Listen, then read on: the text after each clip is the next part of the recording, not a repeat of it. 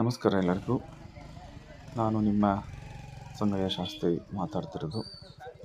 ಇದು ನಮ್ಮ ಧಾರವಾಡದಿಂದ 15 ಕಿಲೋಮೀಟರ್ ದೂರದಲ್ಲಿರುವಂತಹ ಐತಿಹಾಸಿಕ ಶ್ರೀ ವೀರಭದ್ರೇಶ್ವರ ದೇವಸ್ಥಾನ. ಇದು ಮಾರಡ್ಗಿ ಗ್ರಾಮ, ಹೆಬ್ಬಳ್ಳಿ ಹೋಗುವಂಥ ಮಾರ್ಗದಲ್ಲಿ ಬರುವಂತಹ ಮಾರಡ್ಗಿ ಗ್ರಾಮದಲ್ಲಿರುವಂಥ, ಅಂದರೆ ಮಾರಡ್ಗಿ ಊರಿಂದ 1 ಕಿಲೋಮೀಟರ್ ದೂರದಲ್ಲಿ ಊರು, ಅಂದರೆ ಹೊಲದಲ್ಲಿ ನೆಲೆ ನಿಂತಾನಿವ.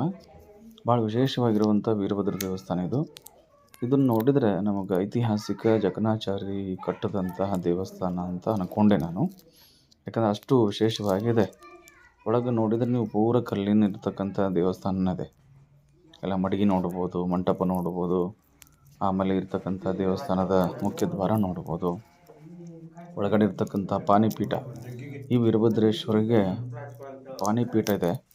ಇಲ್ಲಿ ಇದ್ದಂಥವ್ರು ಏನಿದಲ್ಲ, ಈ ಪಾನಿಪೀಠದಿಂದನೇ ಲಿಂಗ ಉದ್ಭವವಾಗಿ ಅದರಲ್ಲಿ ವೀರಭದ್ರ ಉದ್ಭವ ಆಗಿದ್ದಾನ ಅಂತ ಇವರೆಲ್ಲ ಹಳ್ಳಿಯಲ್ಲಿ ತಿಳ್ಕೊಂಡಿದ್ದಾರೆ. ಇದರ ಇರ್ತಕ್ಕಂಥ ಇತಿಹಾಸ ಏನೋ ಯಾರಿಗೂ ಗೊತ್ತಿಲ್ಲ ಅಂತ.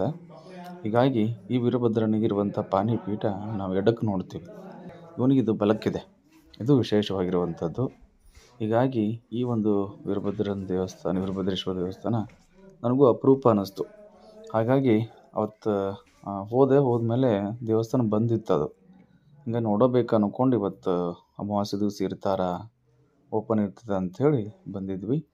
ಬಂದು ನೋಡಿದಾಗ ನನಗೆ ಅನಿಸಿದ್ದು ಅಪರೂಪದಲ್ಲಿ ಅಪರೂಪ ಇರ್ತಕ್ಕಂಥ ಒಂದು ದೇವಸ್ಥಾನ. ಆಮೇಲೆ ಶಿವಲಿಂಗಗಳಿದೆ, 2 ಶಿವಲಿಂಗಗಳಿದಾವೆ.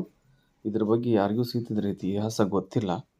ಈ ಶಿವಲಿಂಗ ಸಹಿತ ಭಾಳ ವಿಶೇಷವಾಗಿರುವಂಥದ್ದು. ಪಾನಿಪೀಠ ನೋಡಿದರೆ ಶ್ರೀಚಕ್ರದ ರೂಪದಲ್ಲಿರುವಂಥ ಪಾನಿಪೀಠ ಇದೆ. ಆಮೇಲೆ 2 ಶಿವಲಿಂಗವು ಸಹಿತ ಹಂಗೆ ಇದ್ದಾವೆ. ಆಮೇಲೆ ಒಂದು ಮಂಟಪ ಇದೆ, ಮಂಟಪ ಮಧ್ಯದಲ್ಲಿ ನಂದಿ ಇದ್ದಾನೆ. ಆಮೇಲೆ ಇವು ಎಲ್ಲ ಬಾಗಿಲ ಚೌಕಟ್ಟು, ಮುಖ್ಯ ಒಳಗಿರ್ತಕ್ಕಂಥ ಗರ್ಭಗುಡಿ ಇರ್ತಕ್ಕಂಥದ್ದು ನೋಡಿಬಿಟ್ರೆ ಇದು ಇತಿಹಾಸ ಪೂರ್ವದಲ್ಲಿ ಇರ್ತಕ್ಕಂಥ ದೇವಸ್ಥಾನ. ಆದರೆ ಇದು ಅಷ್ಟು ಪ್ರಚಲಿತ ಇಲ್ಲ. ಹೀಗಾಗಿ ನಾನೋದೇನು ಅಂತಂದರೆ ನಿಮ್ಮೆಲ್ಲರಿಗೂ ಕೇಳ್ಕೊಳ್ಳೋದು, ನಮ್ಮ ವೀರಭದ್ರೇಶ್ವರನ ಸನ್ನಿಧಾನ ಮಾರಡ್ಗಿ ಗ್ರಾಮದಲ್ಲಿರುವಂಥದ್ದು.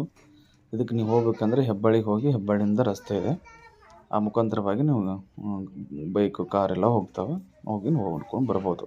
ಅದಕ್ಕೆ ಒಂದು ಸಲ ಭೇಟಿ ಕೊಡ್ರಿ. ಏನು ಅನ್ನೋದು ನೀವು ಹಂಚ್ಕೊಳ್ಳೋಕೆ ನಿಮ್ಗೊಂದು ದಾರಿ ಆಗುತ್ತೆ. ಆ ಒಂದು ಸಲ ಹೋಗಿ ನೋಡ್ಕೊಂಡು ಭಾಳ ಪ್ರಶಾಂತವಾಗಿದೆ. ಎಲ್ಲರಿಗೂ ಒಳ್ಳೆಯದಾಗಲಿ. ಸೈ ವೀರಭದ್ರೇಶ್ವರ ಮಹಾರಾಜ್ ಕಿ ಜೈ.